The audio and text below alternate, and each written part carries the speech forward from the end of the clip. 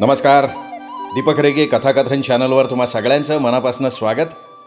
मित्रांनो, आज तुम्ही ऐकणार आहात मोहना कारखानेस यांच्या जाईचा मांडव ह्या कथासंग्रहातली कथा अन्नपूर्णा. पण तत्पूर्वी तुम्ही जर आत्ता चॅनलवर पहिल्यांदा आला असाल किंवा अजूनपर्यंत चॅनल सबस्क्राईब केलेलं नसेल तर प्लीज चॅनल सबस्क्राईब करा. ऐकूयात मोहना कारखानेस लिखित अन्नपूर्णा. जणू काका आणि जानकी काकी मातृनिवासमध्ये राहायला आले तेव्हा लगलाची नवी नवलाई त्यांच्या वागण्यातनं आणि दिसण्यातनं ओसंडून जात होती. मातृनिवासासमोर उभ्या राहिलेल्या टांग्यातनं गोऱ्यापान आणि तरुण जानकी काकी उतरल्या तेव्हा सगळेजण थक्क होऊन पाहत राहिले होते. इतकं अप्रतिम लावण्य त्या वाड्यानं बहुधा प्रथमच पाहिलेलं असावं. त्या काळातल्या सौंदर्याच्या व्याख्या कोणी जानकीबाईंना बघून केल्या असाव्यात अशी शंका सहजच उत्पन्न होई.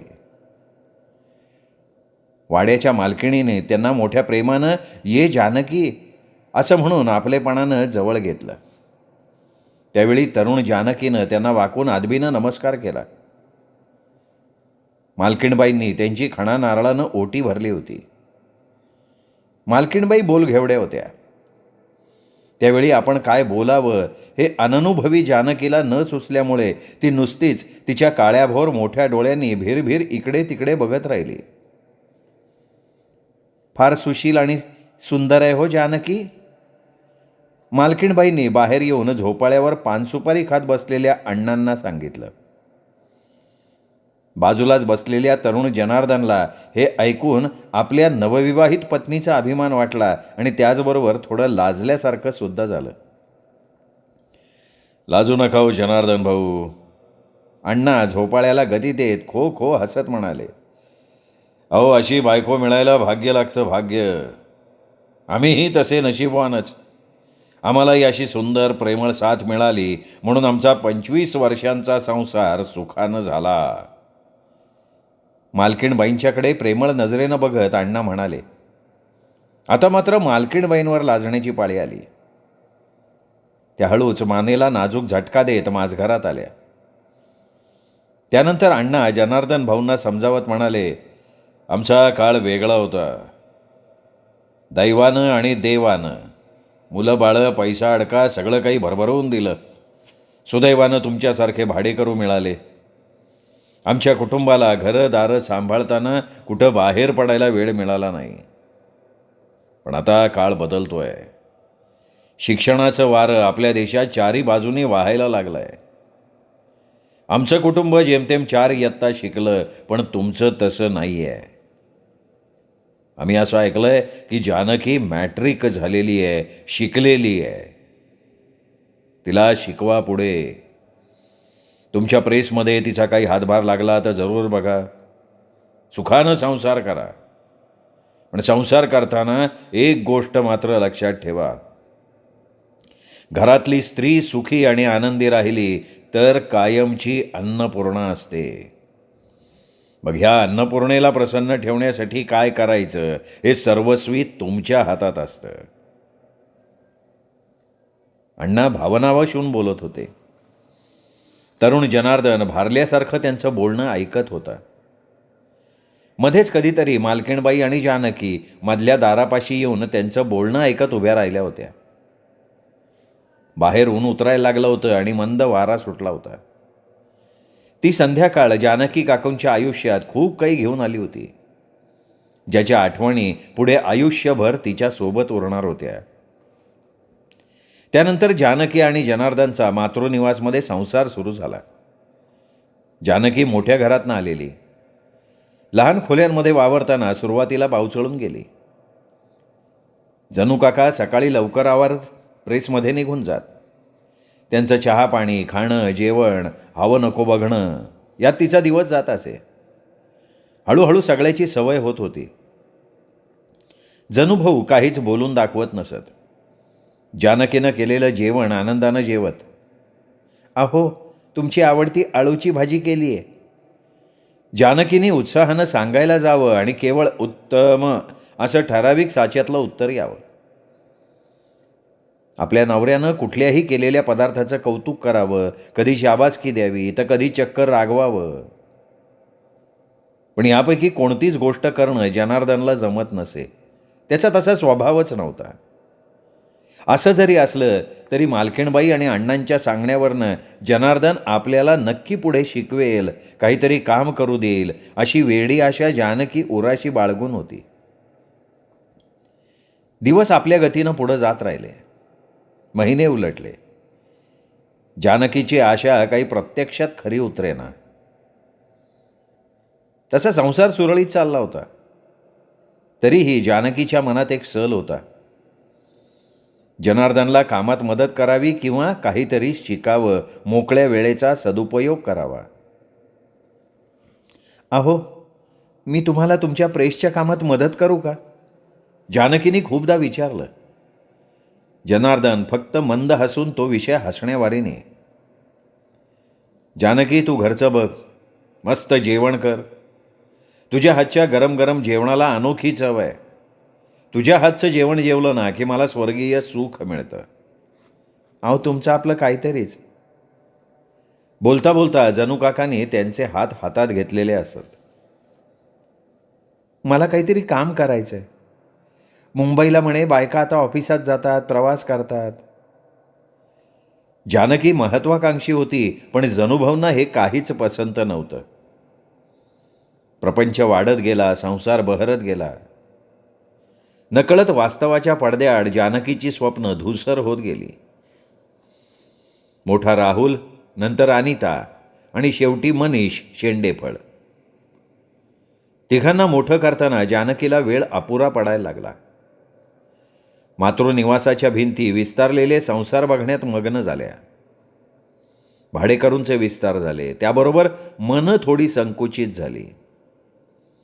पूर्वीचा जिव्हाळा, येणं जाणं कमी व्हायला लागलं.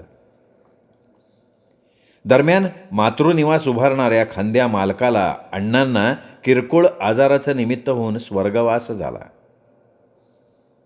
मालकीणबाई त्या धक्क्यानं थोड्या थकल्या. त्यांचे दोन्ही मुलगे मुंबईत मोठ्या हुद्द्यावर नोकरीला लागले, तिथेच स्थायिक झाले. मुलीचं लग्न झालं. नोकरचाकर वृद्ध होऊन त्यांच्या गावी गेले. नोकरचाकरांचा जमानाही बदलला. मालकीणबाई काही विश्वासू नोकरांना घेऊन राहायला लागल्या. अनेक खोल्या माणसांच्या अभावी रिकाम्या पडल्या. घराघरातून येणारे पाहुणे रावळे कमी झाले. जनुभाऊंच्या प्रेसला अचानक आग लागली. या वाईट बातमीनं जनुभाऊ आजारी पडले. संकटं आपली काळीकुट्ट सावली आवाज न करता पाडतात. त्यामुळे त्यात सगळ्यांना झळ पोहोचते. जानकीबाईंनाही हा आघात मोठा वाटला, पण त्यांनी तो मोठ्या हिमतीनं झेलला. कुणाकुणाची देणी चुकवताना नाकी नऊ यायला लागले. पण स्वाभिमानी अशा की माहेरी एका पैशासाठी सुद्धा हात पसरला नाही. संकटांच्या मालिकेला तोंड देता देता जानकीबाईंनी ठरवलं की आता आपला संसार सांभाळायला आपणच कंबर कसायची. त्यावेळी त्यांना जनुभाऊंचे शब्द आठवले. तुझ्या हातात अन्नपूर्णेची जादू आहे. तुझ्या हातचं जेवण जेवलं की स्वर्गीय सुख मिळतं. आपल्या पतीने आपल्याला इतर व्यवहार शिकवले नाहीत. अनेक वेळा सांगूनही प्रेसमधलं काम करू दिलं नाही. पण मग त्यांनी आपल्या हातातली जादू ओळखली होती का? करावा का त्याचा थोडाफार उपयोग? नाहीतर आपला संसार कसा वाचवायचा या सोसाट्याच्या वादळातनं? रोजचा खर्च, मुलांचं शिक्षण, औषध पाणी कसं करायचं? पतीचे शब्द पुन्हा पुन्हा आठवायला लागले. मालकीणबाई शरीरानं थकल्या असल्या तरी डोकं तल्लक होतं. जानकी, अगं त्यात एवढा कसला विचार करतीयस? आपल्या खोल्या रिकाम्या पडल्या आहेत. तुझ्या हातात जादू आहे. हल्ली अनेक तरुणांना खानावळीत जेवणाची सोय हवीच असते. मला सांग जानकी, एका वेळी तुला किती जणांचा स्वयंपाक जमू शकतो? असं का विचारताय मालकीणबाई? काहीच न कळून जानकीबाई म्हणाल्या, तुमच्याकडे गणपतीला, सत्यनारायणाला एका वेळी 50 लोकांचा स्वयंपाक केलाय मी इतकी वर्ष. हां, म्हणूनच तुला विचारतेय मी जानकी. तुझ्या जेवणाची चव आमच्याकडे आलेल्या पाहुण्यांच्या जिभेवर अजूनही रेंगाळतीये. तुझी चटपट कामं करण्याची पद्धत, 10-15 चविष्ट पदार्थ करून लोकांना खुश करण्याची कला मला चांगलीच माहिती आहे. मला एक फक्कड कल्पना सुचली आहे. बघ, नाही म्हणू नकोस. आपण इथेच ह्या वाड्यात एक खानावळ चालू केली तर? वाड्यातल्या कित्येक खोल्या रिकाम्याच आहेत. तुला हव्या त्या खोल्या घे, कामाला सुरुवात कर. झालंच तर रखमा, अंजा, गणपत तुझ्या मदतीला येतील. सुरुवातीला थोडं कठीण जाईल, पण कुठल्याही नवीन कामाला सुरुवात करायला परिश्रमांची तयारी पाहिजेच. चिकाटी आणि सबुरीही पाहिजे. सुरुवातीला पैसा अजिबात संकोच न करता मागून घे. माझं बोलणं पटत असेल तर लवकर कामाला सुरुवात कर. मालकीणबाईंचं बोलणं जानकीबाई लक्ष देऊन ऐकत होत्या. मालकीणबाई, तुमचे उपकार कसे फेडू? ह्या जन्मात तरी ते शक्य नाही. पटलंय तुमचं म्हणणं, अगदी माझ्या मनातलं बोललात. पण हे जागा, पैसे सगळं तुम्हीच देणार, मग आता काय द्यायचं राहिलं मालकीणबाई? हे बघ जानकी, आता दुसरं मनात काही आणू नको. तुझ्या हाताला यश मिळेल, माझा आशीर्वाद तुझ्या पाठीशी आहे. जानकीचे डोळे भरून आले. मालकीणबाईंना नमस्कार करून ते नव्या जोमानं कामाला लागले. रखमा आणि अंजाला मदतीला घेऊन वाड्यातल्या 2 खोल्या लख्ख झाडून घेतल्या. आपल्याकडे साठवलेल्या पैशातून थोडे पैसे खर्च करून मोठाली भांडी विकत घेतली. चूल आणि गॅस अशा दोन्ही अग्नी देणारा देवता आणून त्यांची मनोभावे पूजा केली. जुन्या वयस्कर लोकांसाठी पाट आणि आधुनिक पद्धतीच्या खुर्च्या अशी दोन्हीचीही व्यवस्था करून घेतली. एका वेळी 15 ते 20 माणसं बसू शकतील अशी सोय झाली. जेवणाचे जिन्नस आणि पदार्थांची यादी मालकीणबाईंशी बोलून ठरवून घेतली. कुलदैवताची मनोभावे पूजा करून मातृनिवासमधली अन्नपूर्णा खानावळ सुरू झाली. माणुसकी असणाऱ्या आणि सदोदित मेहनतीची तयारी असणाऱ्या मातृनिवासमधल्या आदर्श स्त्रियांनी एकत्र येऊन सुरू केलेली ही खानावळ एका नवीन मार्गाची सुरुवात ठरली. जानकीबाईंच्या मेहनतीला आणि विचारांना एक नवीन दिशा सापडली. सुरुवातीला 4-5 लोक आले. अरविंद, सुभाष, नाना काका आणि प्रताप ही चौकडी एकाच कार्यालयात काम करणारी, बदली होऊन नव्यानंच या गावात आलेली.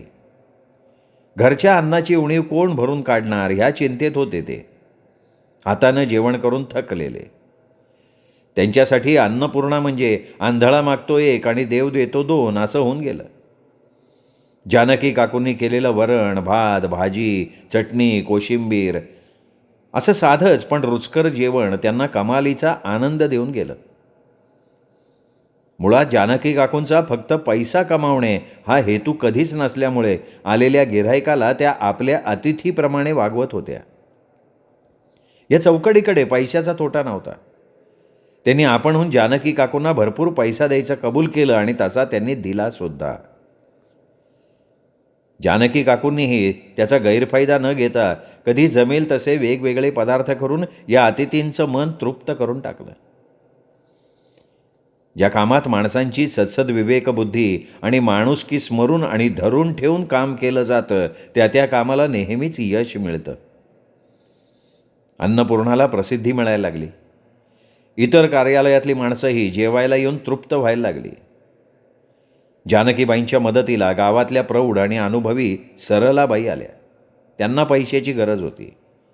आपल्या सुगरणपणानं त्यांनी जानकीबाईंचं मन जिंकलं आणि नंतर समरसून केलेल्या सुग्रास भोजनानं लोकांचंही मन जिंकलं. त्यांच्या मदतीनं जानकी काकूंनी घरीच लोणची, पापड, कुरडया करण्याचा व्यवसाय सुरू केला. दिवसरात्र मेहनत आणि मेहनत. मुलांना शाळेत पाठवणं, त्यांचं हवं नको ते बघणं, घरातली व्यवस्था बघणं, हे सर्व करता करता जानकी काकू थकून जात. पण मुलांचं शिक्षण व्यवस्थित चालू झालं. 4 पैसे घरात जमा व्हायला लागले. औषध पाण्याचा प्रश्नसुद्धा सुटला. जनुभाऊंची तब्येत सुधारली. परंतु मेहनतीचं काम त्यांना पूर्वीसारखं जमत नसे. पण त्यांच्या नजरेत दिसणाऱ्या प्रेमळ आश्वासनानं, समाधानानं जानकी काकू धन्य होत. जानकी, ह्या आधीच मी तुझ्या कामातली तत्परता, कार्यक्षमता ओळखून तुला प्रोत्साहन द्यायला हवं होतं ग. त्यांनी अनेकदा कबुली दिली. जानकीबाईंना आता पूर्वीचं सगळं विसरून नवीन मार्गानं धीरानं चालायचं होतं, यशस्वी व्हायचं होतं. बघता बघता त्यांचं स्वप्न पूर्णत्वाला आलं. 10-15 वर्षात अन्नपूर्णानं अर्धा वाडा व्यापला. अर्थात मालकीणबाईंच्या संमतीनं आणि प्रोत्साहनानं अन्नपूर्णा विस्तारली, यशस्वी झाली असं म्हणता येईल. जानकीबाईंना लोक हळूहळू अन्नपूर्णाच म्हणायला लागले. मालकीणबाई शरीरानं थकल्या, पण मन अजूनही तरुण होतं, तल्लख होतं. जनुभाऊंनी मात्र या जगाचा निरोप घेतला. त्यांच्या कमजोर शरीरानं जास्त तग धरला नाही, पण जाताना त्यांनी समाधानानं शेवटचा श्वास घेतला. जानकीबाईंच्या हातात घराची सूत्र तर फार पूर्वी सोपवली होती. आता खऱ्या अर्थानं निरोप द्यायची वेळ आली. जानकीबाईंनी त्यांचं जाणंही मोठ्या हिमतीनं घेतलं. काळ बदलत होता. देशाला स्वातंत्र्य मिळून नवविचारांचे, नवमताचे वारे जनमनात वाहायला लागले. एकत्र कुटुंब पद्धतीला वाईट दिवस आले. नोकरी धंद्यासाठी लोक स्थलांतर करायला लागले. सोयीनुसार कुटुंबात पुरुषांच्या बरोबरीनं स्त्रियाही नोकरी करायला लागल्या. त्यामुळे घरात बनणारे रोजचे पदार्थ, स्वयंपाकाचे जिन्नस यांचं प्रमाण आपोआप कमी झालं. घरोघरी, कार्यालयात घरगुती डब्यांची मागणी वाढायला लागली. अशा वेळी अन्नपूर्णा लोकांच्या मदतीला धावून आली. जानकीबाईंना घरोघरी डबे पोहोचवण्याच्या ऑर्डर्स मिळायला लागल्या. वेगवेगळ्या कार्यालयांमध्ये त्यांच्या डब्यांना मागणी येत होती. अन्नपूर्णा सगळ्यांचं मन तृप्त करत होती. जिव्हेतून हृदयात स्थान मिळवत होती. छोट्याशा अन्नपूर्णेचं एका नेटक्या, देखण्या प्रौढेत रूपांतर झालं. त्यांच्या वैयक्तिक आयुष्यातही खूप घडामोडी झाल्या. आयुष्यात खूप छान दिवस आले. मेहनतीचं, श्रद्धेचं आणि सबुरीचं झाड फुलून त्या झाडाला रसाळ फळं लागली. मोठा मुलगा राहुल सर्जन झाला आणि मुंबईत त्यांनी मोठं हॉस्पिटल बांधायला घेतलं. तो आईसारखा मेहनती होता. मुळातच हुशार असल्यामुळे आणि हातात जादू असल्यामुळे प्रसिद्धी मिळत होती. लहानपणापासून आईची जिद्द, मेहनत बघत आल्यामुळे आईला आता उतारवयात आराम द्यावा, आपल्याजवळ बोलवून घ्यावं असा त्याचा विचार चालू होता. दुसरी मुलगी अनिता फार्मसीमध्ये मोठ्या हुद्द्यावर काम करत होती. तिनेही बालपणापासून उतार चढाव बघितल्यामुळे तिच्याही विचारात परिपक्वता आली होती. जानकीबाईंच्या आयुष्यात या दोन्ही मुलांनी आनंदाचा सुगंध पसरवण्याचा निर्णय घेतला होता. तसा त्यांचा प्रयत्नही चालू होता. जानकीबाईंना हे दुसरं काय पाहिजे होतं? जानकीबाईंना हे दोन्ही मुलांचा अभिमान होता आणि तो सार्थ होता. दोघेही, आई आता तू सगळ्या व्यापातून सुट्टी घे, आमच्याबरोबर राहायला ये असा निरोप पाठवत होते. पण जानकीबाईंचा जीव अन्नपूर्णेत गुंतलेला होता.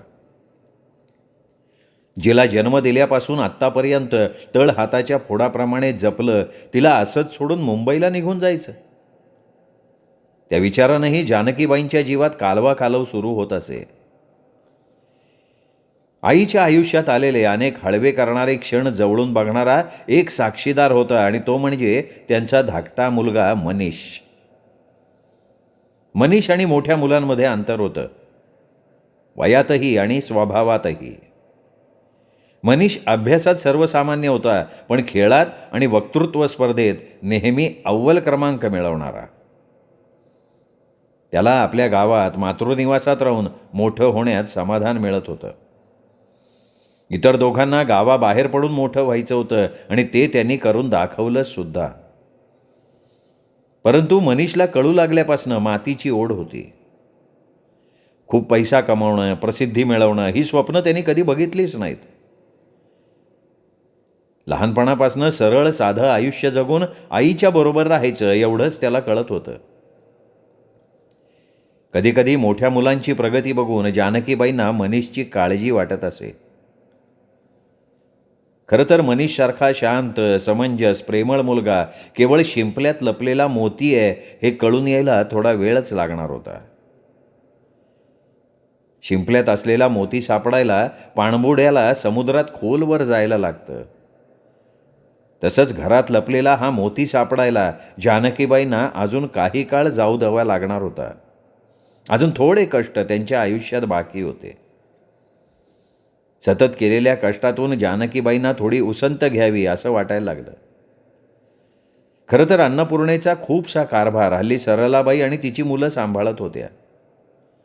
अन्नपूर्णेशिवाय जगू न शकणारी मंडळी नियमित येत, तृप्त होऊन जानकीबाईंची न विसरता चौकशी करून जात.